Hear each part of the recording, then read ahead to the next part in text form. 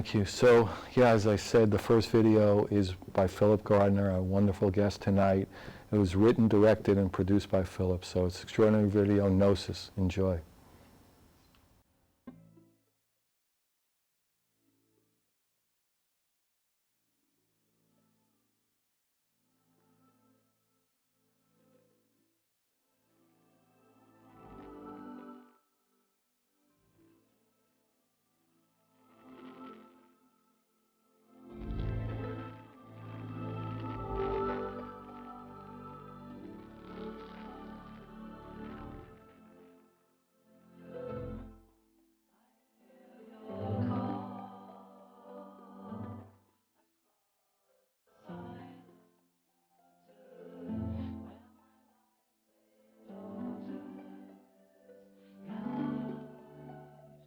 I'm Philip Gardner, and I'd like to invite you to journey with me into the heart of an ancient and sacred mystery that truly lies within ourselves.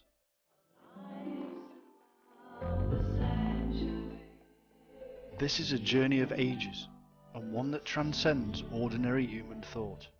It is the secret at the very heart of the Temple of Solomon.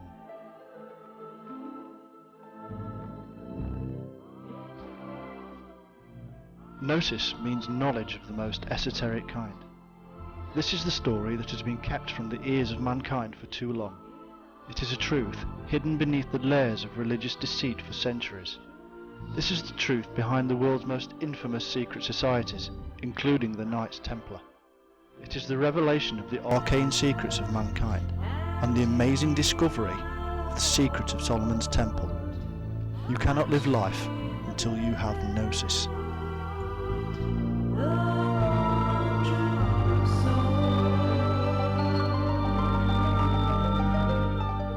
Many people have no understanding of what Gnosis means. Others think that it simply means knowledge and leave it at that. Yet there is a deeper meaning attached to this word. It is a word that gave rise to the title Gnostic, or one who has this special knowledge. They practiced a spirituality that was distinctly more Eastern than the Western version of Christianity we see around us today. The term Gnosis, in truth, is the direct mystical experience of the divine in the self. It is the realization of the true nature of ourselves and cannot be discerned through intellectual dogma and doctrine. For whoever does not know self does not know anything, but whoever knows self already has acquired knowledge about the depth of the universe. So were the words of Christ according to St. Thomas, and these few words reveal the depth of the belief in this peculiar and seemingly difficult to comprehend system.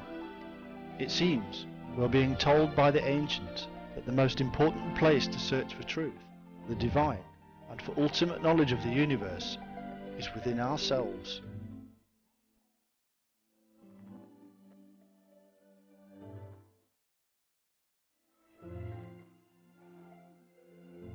The goal of this Gnosis is to discover this true inner reality, which also gives us an insight into the very universe.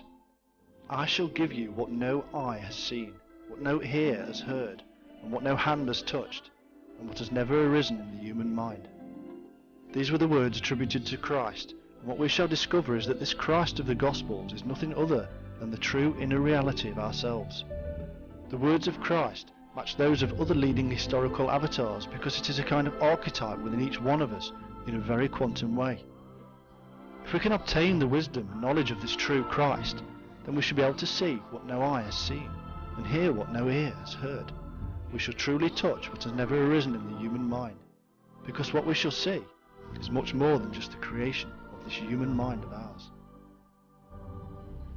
Hi everybody, welcome back. So we're here with Philip, but before we start talking, I'd like to point you out to this incredible mosaic piece. It's mosaic on wood. It's called Expansion, by a beautiful Santa Barbara artist, Christine Brayer, and it's just an incredible piece. I don't know how well you can see it here, but hopefully we'll have some B-roll on it and you can get a feel for it. It's really beautiful. So Philip, welcome. Thanks for coming. Thank you for having me. Yeah, it's great. So this was about 15 or 16 years ago, and just a lot of things happen in your life that you have to know the root, the truth. Why don't you talk a little bit about how you propelled forward and how that worked for you? Well, I think, like most people, for the first part of my life, I just followed the patterns of everybody that was around me, especially my parents and my father. So I went off and joined the army. And various things that occurred whilst in the army kind of made me think a lot deeper about how we treat each other as human beings. It also made me think about the history of the human mind and human history in general. And so I wanted to look a bit deeper. But you still need money, so I went and got a job.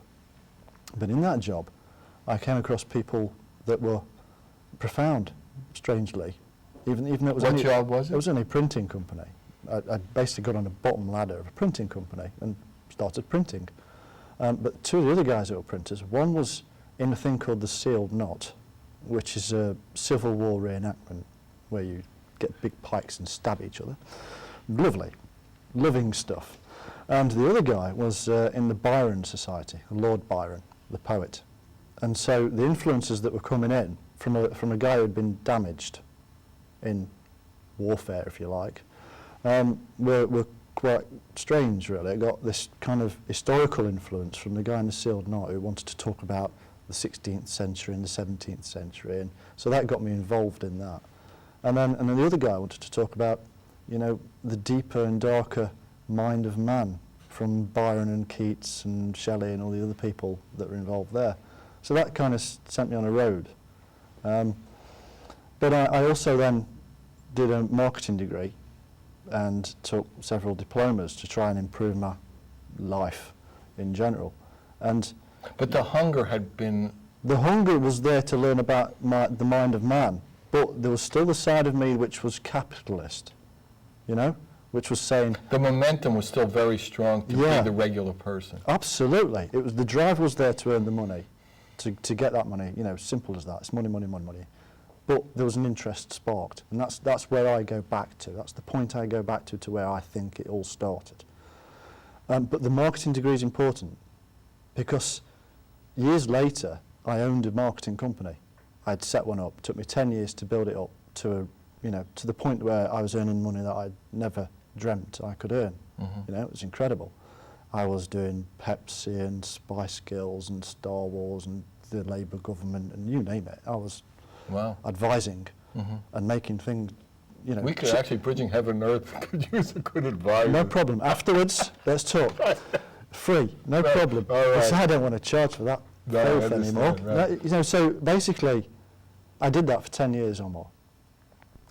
Was the hunger still kind of... But along the line, you see, as long as the time I'm doing that, I'm also thinking, I'm also learning more about history and the mind of man, and starting to move off from doing diplomas that are involved in earning money, and started going into holistic medicine and psychology and Jungian thought, etc. And so it started veering me away. And about 8 years into the company, I just couldn't do it anymore. And it took me 2 years to get out, to sell it, and because I sat there and I said, I don't want to do this anymore. I am manipulating people's minds, and I know I'm doing it. Right. And I've had enough. I'm not doing this I was anymore. trained as a lawyer, and at some point it was like, oh my Same God, thing, if I do this one more week, I'm really Yeah. Right. Yeah, and it strangles you. Yeah, it's And, really debilitating after this time. Yeah, and then... So the transition was like moving out, and then at some point it's like, I'm going to be out and see what... yeah, Yeah, that's it. I've had enough of doing this and manipulating people's minds. But all along the time I was doing that, I was doing other things. I had another life. There was another side of me. It's like I was leading a dual life. Yeah, I was split, as we are in this world, because we have to live in it. Except, many times. we've talked a lot about the show, is like this is the time when like we're almost bridging heaven and earth, that you can live in this world, and do human things Absolutely. and know the truth, Yeah. know the oneness, and that was what all your books are This about is- ultimately. Absolutely, but this is the point Right, of me, no, I of me understand. then. Right, yeah, I That understand. I'm not that man. Right, absolutely. I'm not that Yeah. 17-year-old who flew helicopters. I'm Right. this man Right. now, today, Right. and tomorrow I'll be a different one. Right. But at that point then, I was dual-natured, Right. and after work I would go and sit at the foot of a Sufi master, who for some reason took me in. Wow. And then the following week I'd be, in a Freemasonic lodge for whatever reason. And then I'd be with the Rosicrucians or the Golden Dawn. And I'd spent years and years and years just finding out what this was all about. But then something strange happened, very strange happened. This elderly gentleman sent me a book. It was a very old book with a note saying, you need to read this. And so I read it. And the information in this book was just incredible. And it brought together all the things that the Sufi, the Rosicrucians, all those people had said. And yet there was no name, no title and no publishing company. And the old gentleman eventually died, leaving me in his will membership of a society. Wow. Yeah. That you had never heard of Never until heard that before, moment. Until that point. And that kind of opens your mind as well to say, well, what else is there out there? But I went along and went through their initiations. And I didn't do it because I wanted to be in a secret society. I wanted to know what it was all about, as simple as that, you know. And all that information from all those years kind of just one day told me, you're living a dual life. You know it. You know you need balance. And so I had to cut it off and start again. And so when that decision was clear to you, when that, like, in essence, epiphany happened, Yes. you know, like the light came on, I mean, so did you like have almost like a transition period, or from the first day, okay, my destiny is to seek out the secrets of the temple, or, Yeah. I mean, how did that work for you? Well, the thing is you have to have balance, and at that point I'd understood that you need balance, and I also had 2 children and a wife, so I had a responsibility, and so I knew that the transition had to be smooth, and I had to make sure I provided. So the provision and the knowledge had to come together at some point, and luckily, you know, I'd built the company up to such a point that it could support me for quite a while. And while on you the sail, so that's right, great. yeah. While I went off and went to Rome and Paris and Portugal and all over the world seeking all these secrets. And it's been a real trip. It's been a real Indiana Jones trip sometimes as well. You know, I've had bullets shot at me.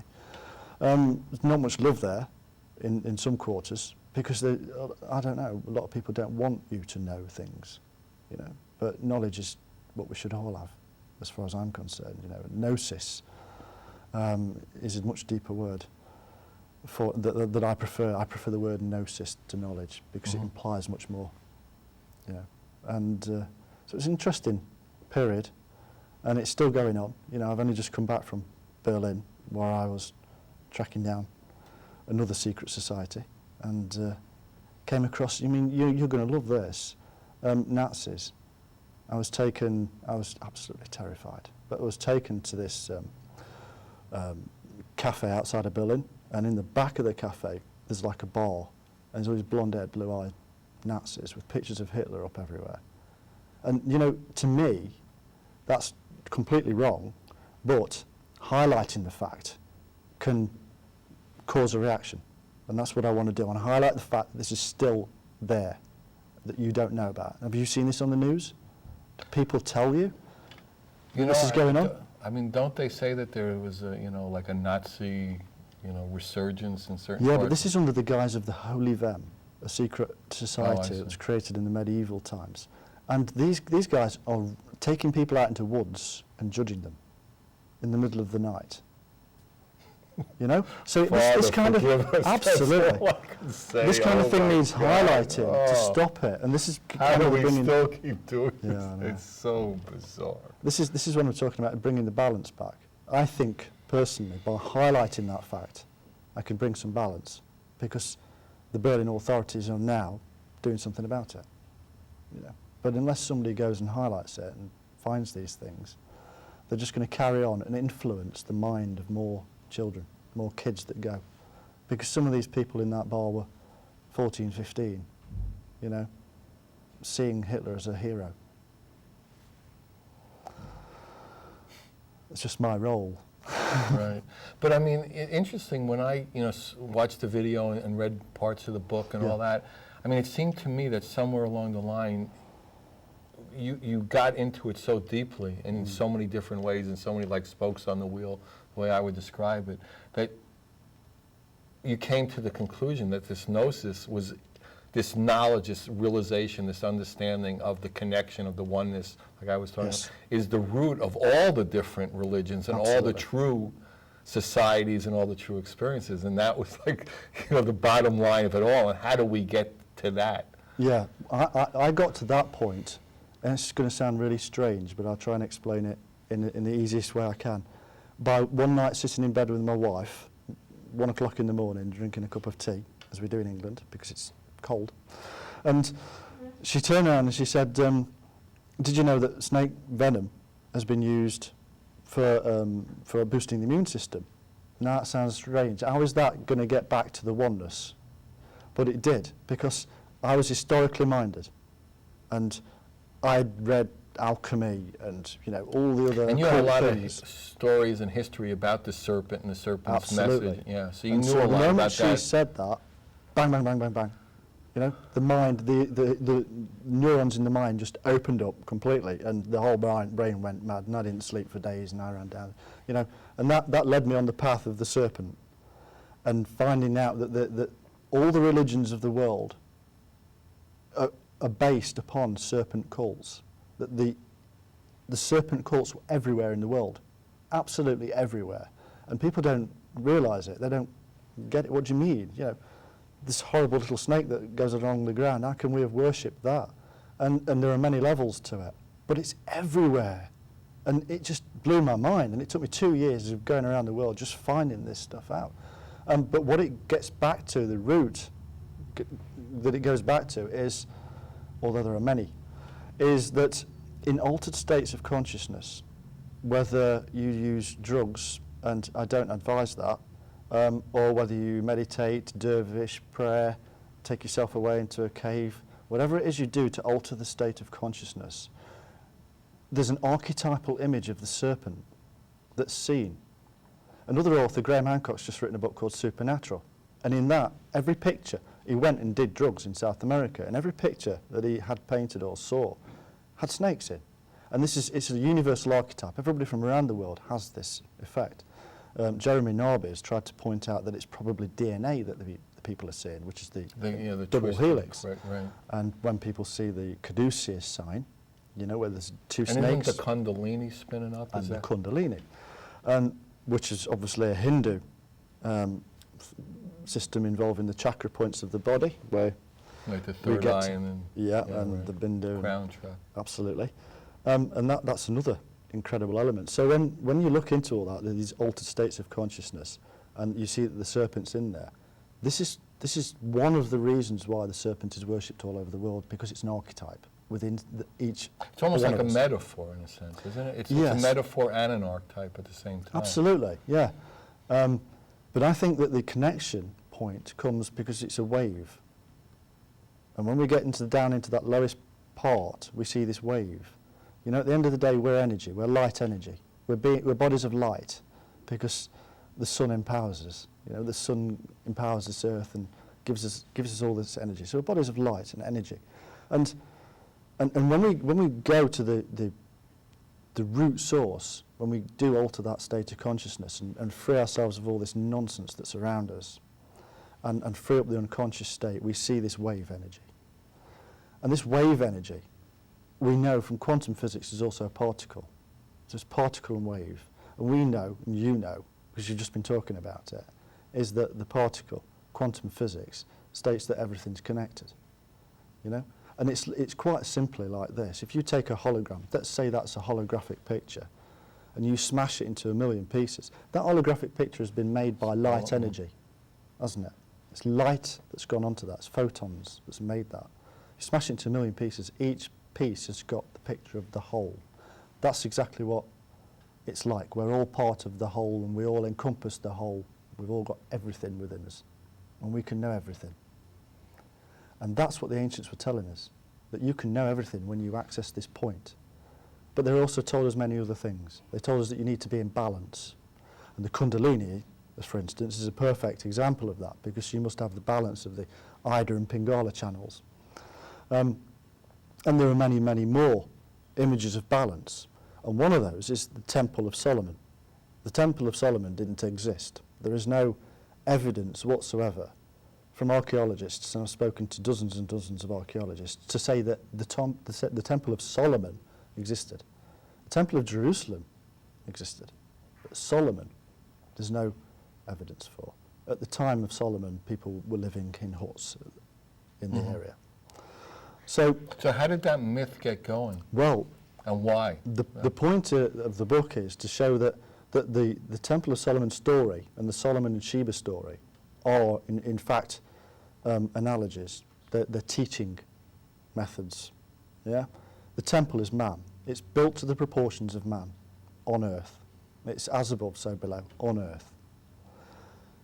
And you enter in a sexual way between the legs, between the pillars of balance, into the temple and up to the head point, which is the Holy of Holies.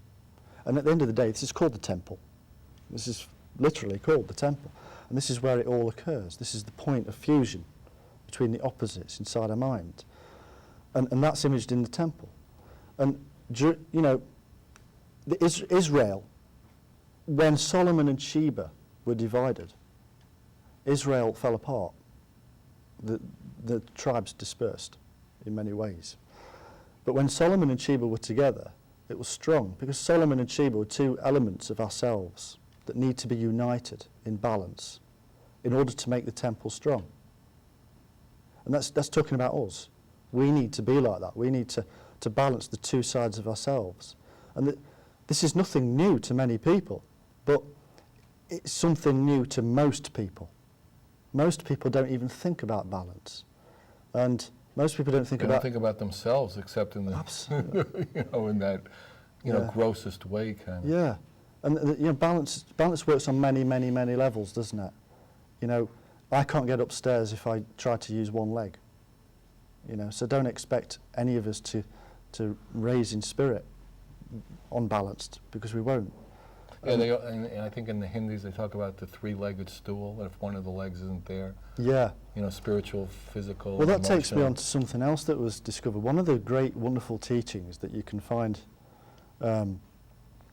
in, for instance, the Templars, is just three words that come out, and which are three fantastic words which help you balance your life, and it's something practical that people should think about. And it's, first one, strength.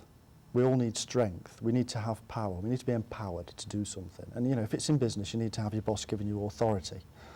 If it's ourselves, we just need to be a little stronger, maybe. So there's strength. There's will. So we need willpower. And then there's knowledge. If you lose any one of those three, then it's rubbish. If you've got willpower and knowledge, but without the strength, you're not going to get anywhere. If you've got strength and knowledge, but without the willpower, you're not going to get off your backside, are you? And if you've... But you're going to think you're doing a lot. That's the glory. I'll tell you a funny story. Actually, you know what we'll do? Let's show you the music video, and then we'll come back and talk about it. And I'll tell you a funny story about people thinking that... Actually, maybe I have enough time to do that before the video, but... You know, back in the days when, like, it was the 60s and, you know, the hippies and, you know... Yeah. Kind of, you know, moving away from, you know... I don't remember. Right. Not old enough. No, I know. Well, I was 160 then, so I do remember. But I remember we were all sitting around and we just, you know, we'd partied for days and no one could move. We were talking about changing the world. But none of us could stand up. So it's like this, you know, what group, you know, how is this? This was during Absolutely. the Vietnam War. Yeah. We were saying, we're going to change the world. It's like, could somebody get up? No. No, this ain't happening. Okay, so let's show Philip's second video. It's called The Grail. It's the video by Philip and music by Soul Path. It's a beautiful music video, The Grail. Enjoy.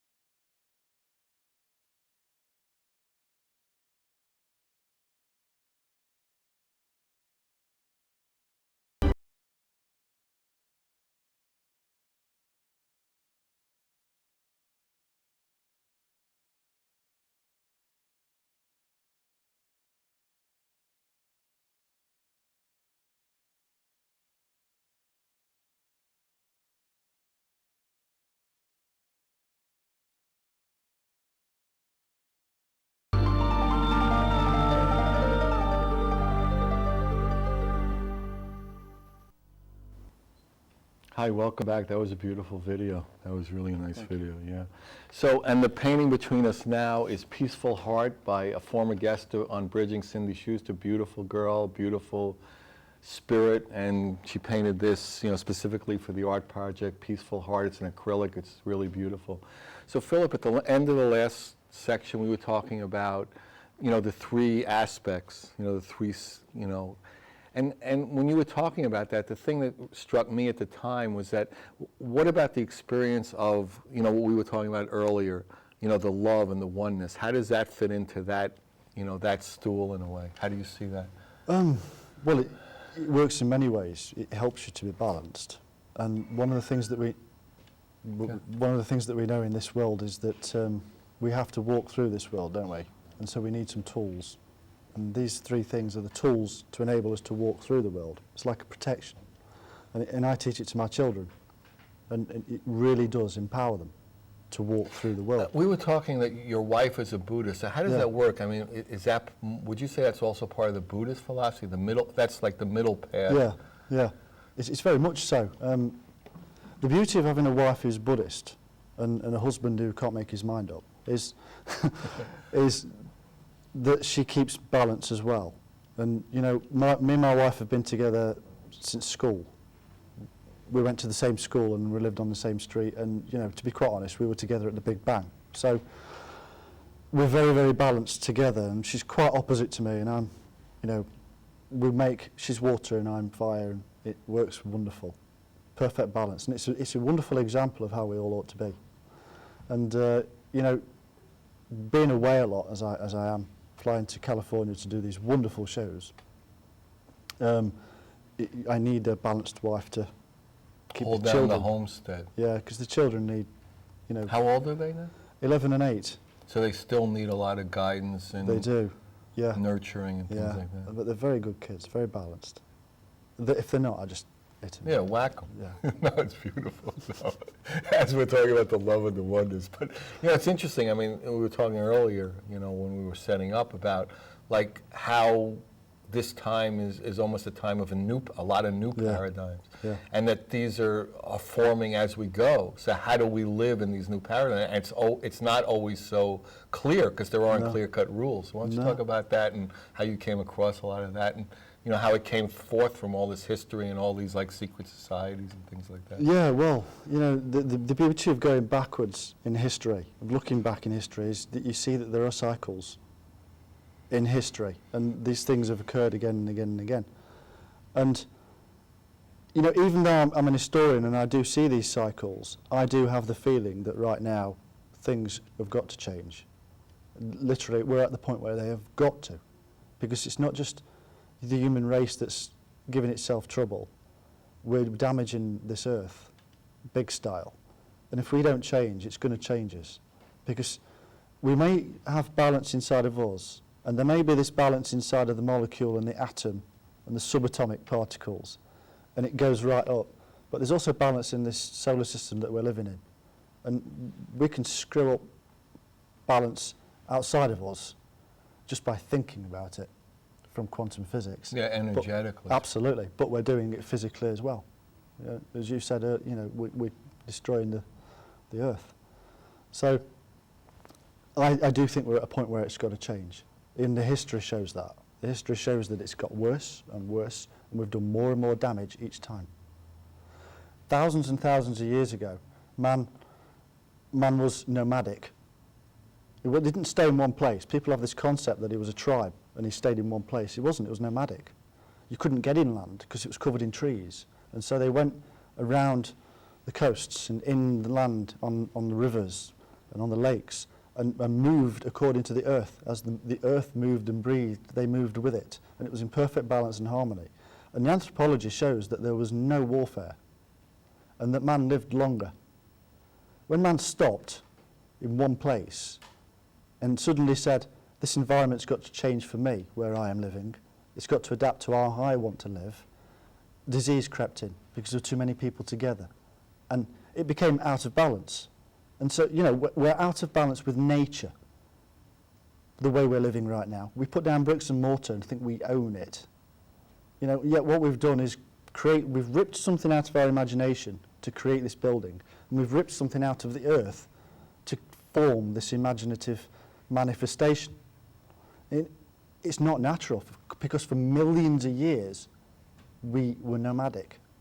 We breathed and moved with the earth, and now we've stopped and we're ripping the earth apart. And that's why I think we're at the point, thousands of years ago, there seems to be this perfect time, and now we're getting worse and worse and worse and worse. Bigger bombs all the So time. more and more we're cutting off the branch we're sitting on, in Yes, essence. yes. And so that disharmony is manifesting in a way that unless the disharmony reverses itself or loses its momentum and starts to reverse Yeah. itself, basically we can't go on in this disharmony. No. But we were talking at the break that both of us see, and you travel the world and we get a lot of people coming in to be with us from all over the world, Yeah. that in essence there is this change, this is this new There paradigm, is, there is there this 100th monkey coming in. Absolutely, yeah. The 100th monkey principle is a wonderful Why don't you example. describe that for people, because you probably could describe it well. Well- I've described it a bunch of times, but I always end up with some... I'll try and use one that I know. Yeah. There's the monkeys on an island. Yeah. On a particular island, they were being watched by anthropologists, and they fed them potatoes, but they wouldn't eat them. So they washed them in the water, and they tasted nice, salt. So they started eating the potatoes, and suddenly monkeys on the other islands were doing the same thing, and yet monkeys can't swim that far. How did that occur? And the principle was that so many of them suddenly learnt this, the information then spread. A And kind the of theory synchronicity occurred. Like, yeah, it didn't spread to the other island. Then when it hit the 100th monkey, by some miracle, seemingly. Yes. And then when 100 on the next island, That's it right. Right, Yeah. Yeah. So that was right. But that- Between that- the two of us, we We'll got get it right eventually. But that's occurred in nature everywhere, hasn't it? We had it with birds in Europe, pecking at the milk bottle tops, and suddenly in other countries the birds started doing it as well. But I find that fascinating because that shows that there's a connection between those animals, a connection that's not verbal, or physical. There's a connection somewhere, and that's quantum entanglement.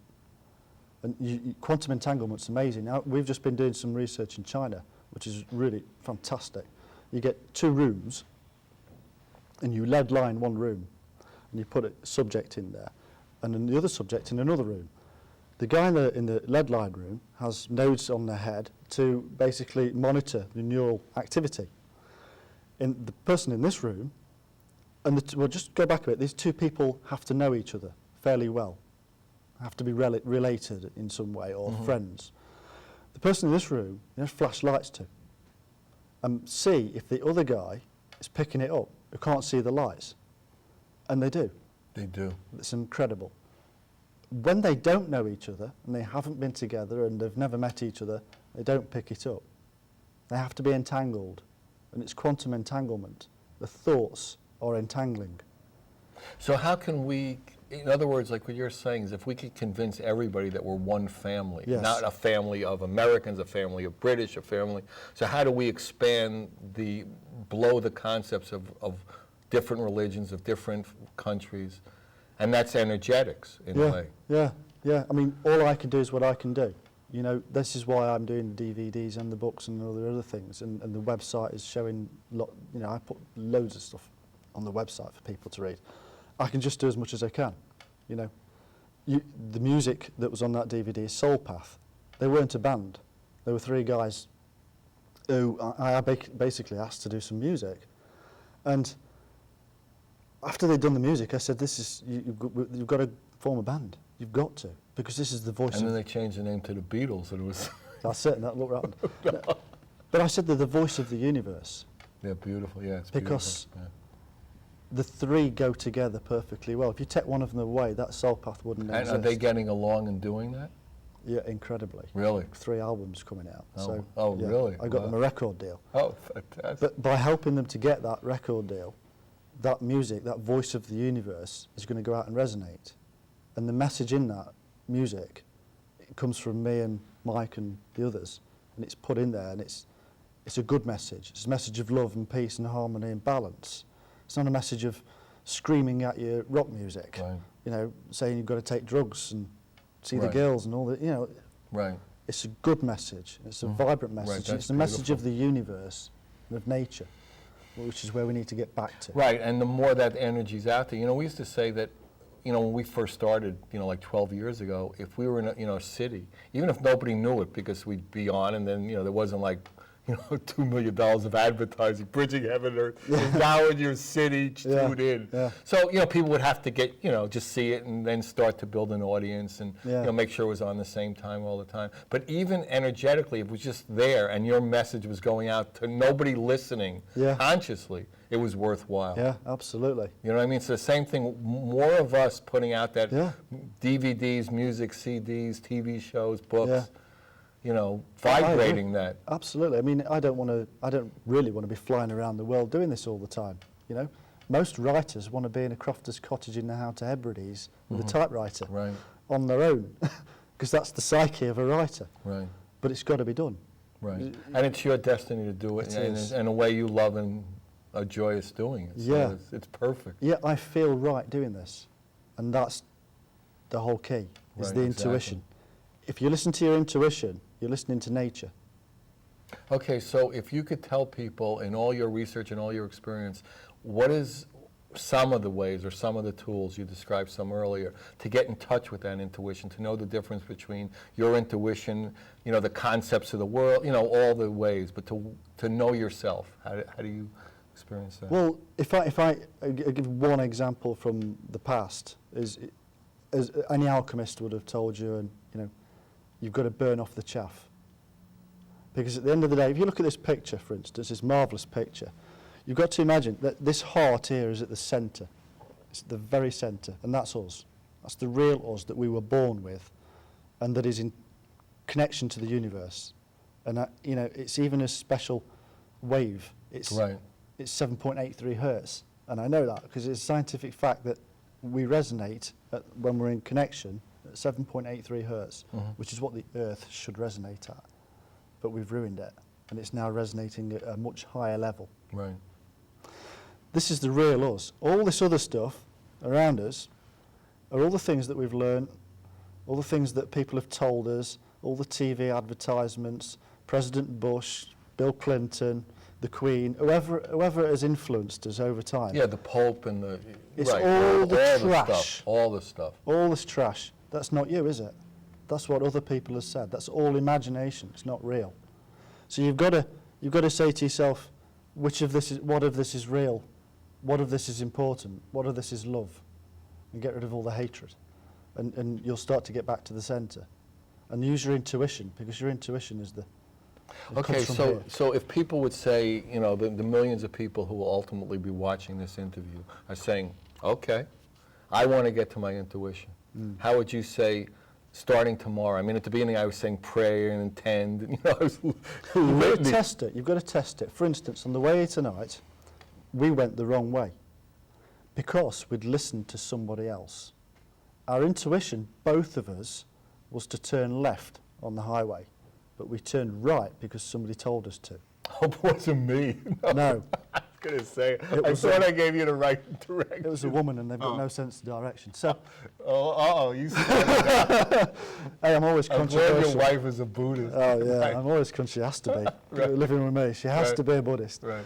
But told us to turn right. We should have turned left. We knew it. We got to the point where we went, do you know, it feels like we should turn that way. That's our intuition. That's our nomadic intuition. When we go back, We knew it. I knew it. I could sense it. It's probably something to do with the magnetite bars in my pineal gland. But Right. we both knew it was that way. It's no map. We just knew it. Right. How do you If you do start that to every trust day, you that? start to do that Right. every day, you'll start to trust it. Once we went that way, we just came back and we knew it was this. We should have turned left. That boosts that intuition. Just do it. Try to think the first thought. Try to follow it. So in other words, it's in the Don Juan books, the Carlos Castaneda books, a lot of spiritual books. Stop the world. No mind, because mind has got all the reason and all the listen to this person, and intuition is almost like from the heart, or Yes. So we want to somehow just really begin to trust that. Yeah, to get in most- touch with that and trust that, because we all have a Yeah. sense of it. Most people know that their first thoughts, that, you know, it's a common saying, I wish I'd done what I thought first. You know, it's a very common thought. Well, it is in England anyway. No, it's there. I don't know if something it's similar over here. here in California, but it's a very common thing. I wish I'd done what I'd thought first. And that's your intuition normally. You know, and if you can trust that, you're trusting your true self. The second thoughts are the ones where it goes through the next levels of the onion, as you said earlier. in the So it's break. moving out into It's moving out. This is a the second right, thought. the wrong, the good, Yeah. the bad. It You know, I starts to- don't really know Yeah. reason. It starts to reason with all the things that we've been given over our life to think about, you know? You know, it's interesting, we talked a lot about on the show is that if people realize for one minute we're hurtling through space on a ball, you know, nothing about it is really reasonable. No. So why do we use reasons to try to figure it out? And Yeah. once you come really to, like, you know, up close and personal Yeah. with that truth or that reality, Yeah. then it's like you stop using that tool as much and Yeah. you start to want to go into that intuition, and you know there's a If you- knowing. I always think if you can see it mirrored in nature, you know it's true. And you think about birds, you know, they turn this way and all the others intuitively follow. There's intuition in nature. They don't reason. The bird isn't going like this. Do you know, if I go north, there's probably going to be A good you know, cornfield. Yeah, it's not thinking like that. Because if it was, it wouldn't go flying off into somewhere where the English people are shooting them out of the sky. You know, Right. they use intuition. They follow the electromagnetic currents of the earth. They're at one with nature, just as we used to be. And interesting, in all your research, I mean, basically you came down to I mean, it's interesting because, I mean, you studied so much, you read so much, you traveled so much, you basically came down, trust your instincts, trust your Yeah, intuition. after all that. Come into, if you come into tune with that, everything will be a lot better off. Yeah. We'll be more in harmony, more. Yeah. That's amazing. It is. After sitting in the Bodleian Library and the Oxford University and all these places all over the world and getting all this wonderful knowledge and sitting at the feet of the Sufi, you come back to the point, oh, you listen to your intuition. Right. And you know, it's interesting, but you have to listen to it enough to know what harmony is, so you know what disharmony is. Yeah. And the momentum is that you're, you know, in harmony and harmony Yeah. and harmony. And then when Yeah. disharmony comes, it's so glaring in a way, you go, I Yeah. don't like that Yeah, anymore. that's right. You know what I mean? The momentum is shifted Absolutely. so little, you know, one step, one breath at a time. Like you're Absolutely. saying, one intuition at a time. Yeah, and people, you know, they can only take what we say. You know for a fact, and I know for a fact that once you have done that, once you've trusted your intuition for long enough, you know it's real. You know it's real, and anybody can tell you differently. Yeah. You know, I was talking to somebody earlier, and I said, you know, really what you have to do is just, you know, be in that space of trusting, and then people will either get it or they won't, but Yeah. it doesn't matter. Yeah, that's right. It's superb. Yeah. Once you understand that connection back to nature, that it's you, and it's your intuition, and that you are completely at one with the universe, it's an epiphany.